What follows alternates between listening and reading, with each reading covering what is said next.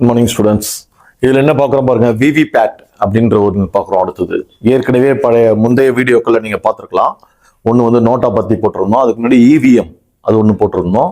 அதனுடைய தொடர்ச்சியாக இப்போ அடுத்தது விவிபேட் அப்படின்னு ஒன்று.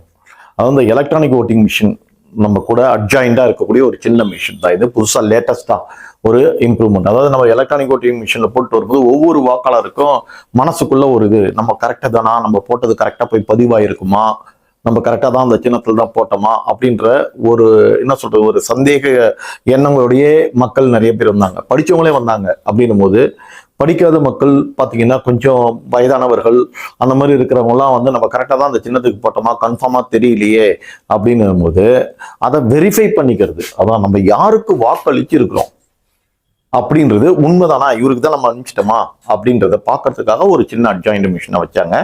பார்த்துருக்கீங்க. அது பார்த்தீங்கன்னா நம்ம போய் பட்டன் அழுத்தி ஓட்டு வந்தோம்னா அந்த சின்னத்தோட அந்த இது வந்து தெரியும். பக்கத்துல ஒரு மிஷின் இருக்கும், அதுல நம்ம பார்க்கலாம்.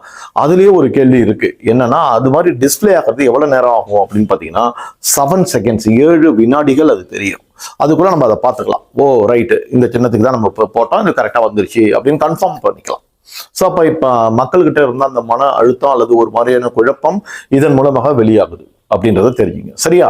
ரைட்டு. அடுத்தது பாருங்க, இதுல நமக்கு என்ன கேள்வி வரலாம். எப்பயுமே இந்த மாதிரியா ஒரு தேர்தல் ரிஃபார்ம்ஸ் வரும்போது முதலாவது எங்க வந்தது, எந்த வருஷம் வந்தது, எந்த தொகுதியில் அறிமுகப்படுத்தாங்க, அப்புறம் நாடு முழுமைக்கு இதே அப்ரோச்சை நீங்க எல்லாத்துக்கும் வைங்க. வச்சீங்கன்னா போட்டித் தேர்வு மாணவர்கள் ஈஸியா படிச்சிடலாம்.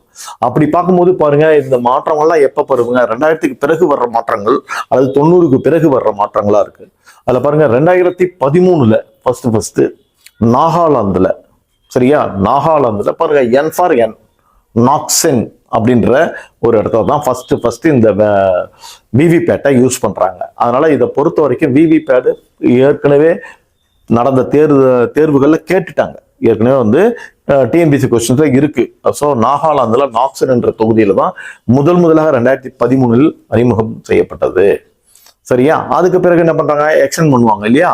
அதன் போல எக்ஸ்டெண்ட் பண்ணது வெரி நெக்ஸ்ட் பாருங்க 2014 லோக்சபா எலெக்ஷன்ல, 2014 லோக்சபா எலெக்ஷன்ல போன இதுல பார்த்துருப்போம், வீடியோல பார்த்துருப்போம், நோட்டா அறிமுகப்படுத்துறது நாடு முழுமைக்கு 2014.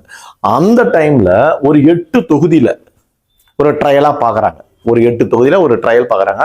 அந்த 8 தொகுதி என்னன்றதும் படிச்சுக்கிறது நல்லது. போட்டித் தேர்வு மாணவர்கள் நல்ல மன உறுதியோடு இருக்கிறவங்க ஒரு சின்ன விஷயத்தையும் இதை கடந்து போயிடக்கூடாது. போட்டித் தேர்வு மாணவர்கள் எப்படிப்பட்ட கஷ்டமான கொஸ்டினா இருந்தாலும் முடியும், நம்ம படிச்சே தீரணும், எப்படியாவது உள்ள கொண்டு போயிடணும். ஏன்னா ஈச் அண்ட் எவ்ரி கொஸ்டின்ஸ் முக்கியம்.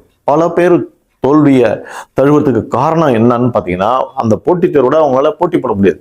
சில இடத்துல ஸ்கிப் ஆகி சரி இது ரொம்ப கஷ்டமா இருக்கு, இது எக்ஸாமுக்கு வராதுன்னு விட்டுருவோம்னு நினைப்பாங்க. அந்த மாதிரி எப்படி எந்த கொஸ்டினா இருந்தாலும் நம்மளால கொண்டு போய் மனசுக்குள்ள ஏற்ற முடியும், நம்மளால வச்சுக்க முடியும். அதுக்கு சம் டைம்ஸ் நீங்க some clues, some stories, some imagination, இந்த மாதிரி ஏதாவது ஒன்று பண்ணி முதல்ல சப்ஜெக்ட் அண்டர்ஸ்டாண்ட் பண்ணிட்டு நீங்க கொண்டு போய் உள்ள வச்சுட்டீங்கன்னா அது பாட்டுக்கும் அப்படியே இருக்கும். அது உங்க தான் போட்டி தேர்வு மாணவர்கள், அவங்களால தான் ஜெயிக்க முடியும். அதை முதல்ல தெரிஞ்சுங்க. இந்த 8 தொகுதியும் படிக்கிறது படிக்கலாம். இதுல நான் இப்ப இந்த இடத்துல வீடியோல, ஏன்னா லாங் வீடியோலாம் இப்போ இளைஞர்கள் பார்க்க மாட்டேறீங்க, எவ்வளோ ஷார்ட்ஸாக கொடுத்தா தான் பார்ப்பேன்றீங்க. நிறைய செய்திகளை கொடுக்குறோம், ஆனால் அதை பார்த்து பொறுமை உங்களுக்கு இல்லை. அதனால நான் இங்கே என்ன பண்றேன், அதுல அந்த 8ல் 1 தமிழ்நாட்டில் இருக்கு. ஸோ அது நமக்கு ரொம்ப முக்கியமா இருக்கும். அதனால அந்த தமிழ்நாட்டில் இருக்கிறத மட்டும் சொல்றேன். மத்திய சென்னை. அப்போ ஃபர்ஸ்ட் என்ன கேட்கலாம், விவிபேட் தமிழ்நாட்டில் எந்த தொகுதியில அறிமுகப்படுத்தினாங்க அப்படின்னு கேட்கலாம். அது சென்னையில சென்ட்ரல்ல அப்படின்னு நினைச்சிங்க. சரியா?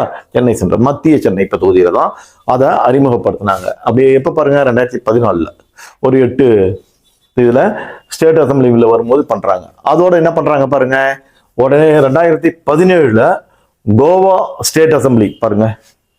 கோவா ஸ்டேட் அசம்பிளில 2017 கோவா ஏற்கனவே பார்த்தாங்களா, இவிஎம் நாடு முழுமைக்கும் 1999 கோவாவில்னு பார்த்தோம். ஃபர்ஸ்ட் வீடியோல பார்த்துருப்போம். ஏன்னா அதுதான் ரொம்ப சின்ன ஸ்டேட், அதனால ஃபர்ஸ்ட் எல்லாத்தையும் அங்க பண்ற மாதிரி இங்கேயும் அதை பண்ணிடுறாங்க. 2017 அந்த ஸ்டேட் அசம்பிளி எலெக்ஷனை ஃபுல்லா பண்ணிடுறாங்க. இதுக்கு முன்னாடி 2014 லோக்சபா எலெக்ஷன் பார்த்தோம், 8 தொகுதியில மட்டும். அடுத்தது இப்ப நான் ஒரு ஸ்டேட் அசம்பிளில ஃபுல்லா பண்றது கோவாவில் பண்ணிடுறாங்க 2017.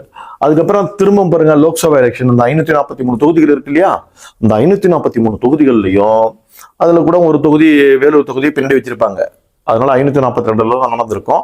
அது தனி கேள்வி, விட்டுருங்க. இந்த இடத்துல பாத்தீங்கன்னா 2019 லோக்சபா எம்பி எலெக்ஷன்ல ஃபுல்லா நாடு முழுமைக்கு எல்லா ஓட்டிங் மிஷினோடையும் இவிஎம் அதையும் இது இந்த விவிபேட்டை இணைச்சிருப்பாங்க. ஸோ அப்போ என்ன கேட்கலாம், ஒரு எந்த ஜெனரல் எலெக்ஷன்ல லோக்சபா எலெக்ஷன்ல இது நாடு முழுமைக்கும் விரிவுபடுத்தப்பட்டதுன்னு கேட்கலாம். அது 2019. அப்புறம் 2019 வந்துச்சுனாலே அப்புறம் 2024 இருந்திருக்கும் இல்லையா? இப்போ நடந்த லேட்டஸ்டா நடந்ததுலயும் இருந்திருக்கும் இந்த கேள்விகள். அப்போ இயர் பார்த்துங்க, மீண்டும் சொல்றேன், 2013, 2014 பாருங்க, 13, 14 இந்த 4 3 கூட்டினா வர்றது 7.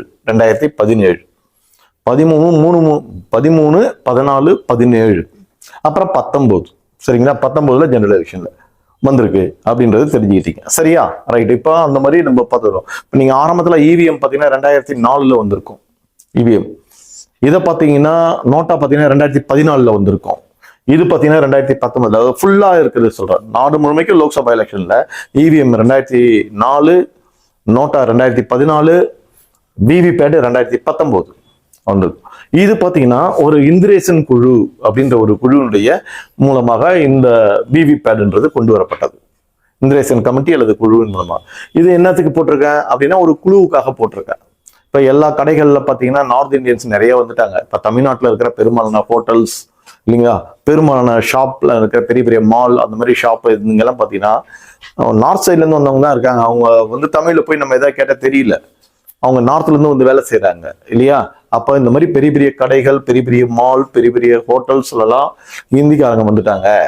அப்படி இருந்தாலும் நம்ம இதுல பாருங்க, ஏழை மக்கள் போய் வாங்கக்கூடிய ரேஷன் கடைகள்ல இன்னமும் ஹிந்தி படிச்சவங்க வரல.